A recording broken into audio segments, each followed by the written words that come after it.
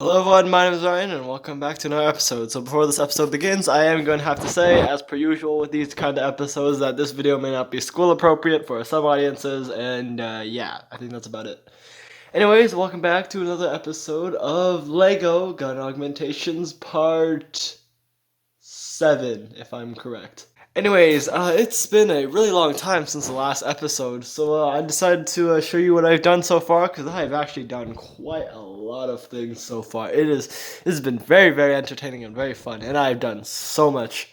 I've made so much progress. It is amazing. Anyways, I present to you, my friends, the AK-4. That's a weird angle. Hold on. So anyways, without further ado, let me just present to you the AK-47 in Lego from CS. Not really. So, yeah, this is the AK-47 in Lego. AK-47. I don't really know if I should be using that terminology correctly, because some guy probably in the comments, or 3-4 guys in the comments, probably gonna go yelling at me and telling me, Ryan, this isn't the AK-47, this is the AK whatever other model it is, just like how I made the Styler A3 or A whatever the hell that was.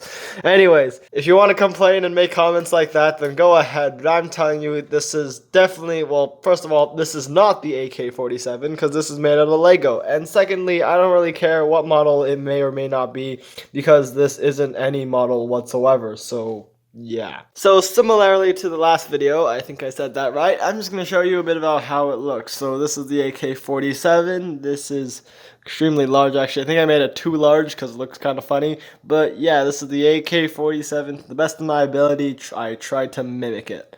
And it looks pretty cool, I'd say. So now that I've demonstrated how this looks and how you're supposed to hold it, I guess, I'm gonna go into some more detail of how I made this, because I think that's the most interesting part. So the first piece over here, you may notice at the end, it looks pretty standard, I guess. Well, actually, not really, if I show you. So if you look at the end over here, there are mainly just two different things that I made a change to. The first thing is that I added. Nope, dang it. The first thing I did was make it so that instead of attaching by peg, it just attaches by a bit of a few studs on the bottom over there. The next thing I did was I attached these three pieces, which kind of made it look like a bit of a curve, I guess. I don't know what do you call that part in a normal AK-47. I don't know what you call that part, but I tried to mimic it as much as possible by just doing this simply, and I don't know if it did the job or maybe it didn't do the job. I mean, I'm not sure. I tried my best and tried to keep it, tried to stick with the theme, so yeah, that's what I got.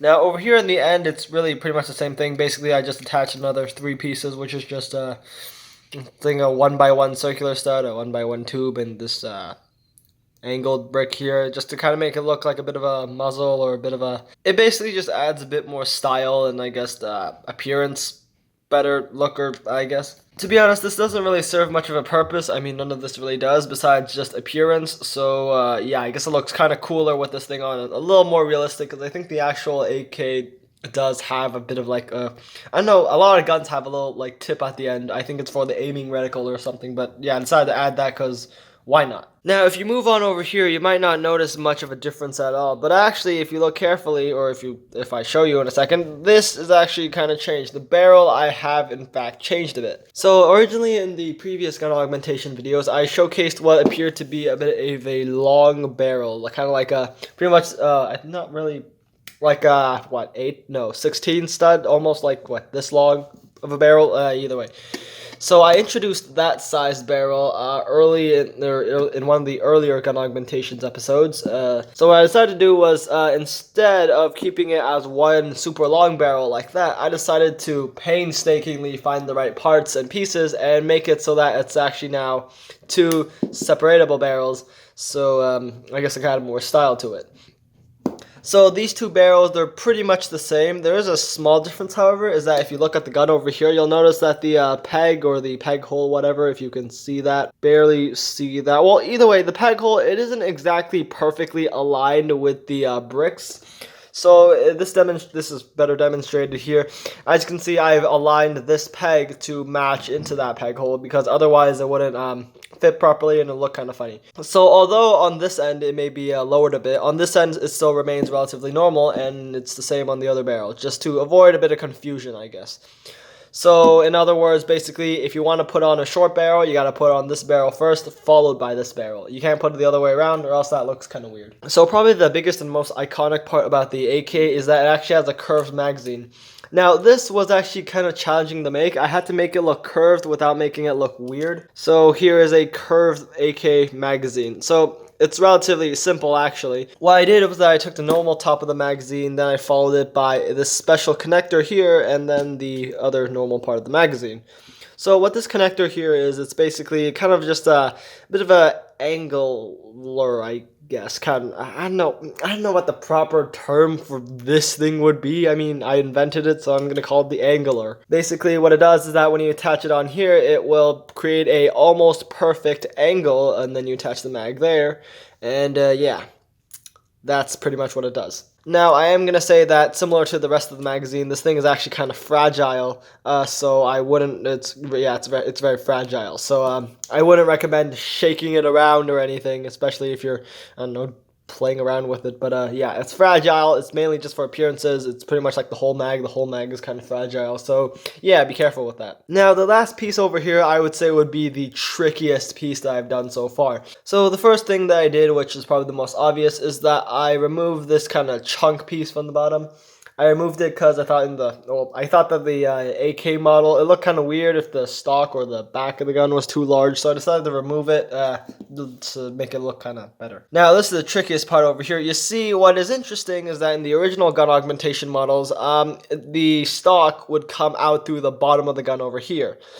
Now, after doing some research and looking around on the internet, I realized that most guns, such as the AK-47, don't actually have the stock coming out from the bottom here. In fact, rarely any guns do, but they actually have it coming out near the top, so that's almost aligned with the top. Now, I couldn't do that because that would provide even more problems with other models, but what I did instead do was create two separate pieces that would kind of, how do I say this? So if you look at the original gun model here, you may notice that there is both a connection peg down there, which is consistent with the previous videos, and a new kind of connector thing over here near the, whatever you call the top part of the gun, this part here.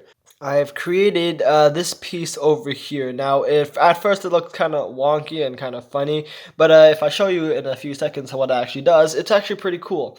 So usually, as I will demonstrate right now, usually you only attach the mag through the bottom, which goes over here, and then you clip it on, and it remains there, and yeah. The only problem is that it looked kind of funny because, yeah, not a lot of guns actually have stocks that look like that. So what I have done instead is I've attached a piece over here with a peg on the bottom, or with a peg hole, or whatever you call those things. And then I made this. So this basically attaches to here. It slides in really nicely, as you can see with the smooth bricks. And what it does is it basically, you has this connection over here and this connection over here. So instead, basically what happens is that when you attach this piece over here, it creates a new piece that thus fits perfectly in between these two pieces over here, if that makes any sense whatsoever. So as you can see, if I take this piece and this piece and slide them together like so, very easily like that, as you can see, no space whatsoever. Then I take this piece, you can see that the pieces, they connect, the connection pieces, they connect up perfectly. 2 clicks, and you got yourself a pretty stable backrest, or back butt, I guess. I don't know. So this model works for the AK-47, but then I started to think, well, if I had that piece over there, up there, how will I ever make the rest of the augmentations? Well, that, my friend, is where I got creative and made a solution. So let's say you want to make, let's say, the AUG from CSGO, or the AUG, Styler A3, whatever the heck it was previously, in the last episode.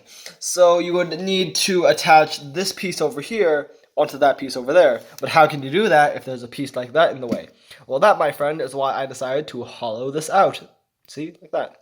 So basically what now happens is that instead you attach top connectors like so, and you basically just have this instead. So even with the change in the back of the pistol, you can still attach all the pieces like you can before. In fact, thanks to this design and the smooth brick down here, I've actually made it so that you can actually load up the gun without having this blocked in your way, which actually is a lot more useful for the other gun augmentations, I guess. As mentioned before, now you can load the gun without messing up the back of the stuff like that. So it moves completely free of any obstruction. Anyways, this has been another episode of Gun Augmentations. I hope you enjoyed, and I'll see you in the next one. So, would you look at that? I'm recording a end card. Who would have thought? So, yeah, this is an end card. Subscribe, like, and do whatever, I guess. But, yeah. Oh, by the way, what do you think about my new intro thing? Yeah, I worked on it for a while. Yeah.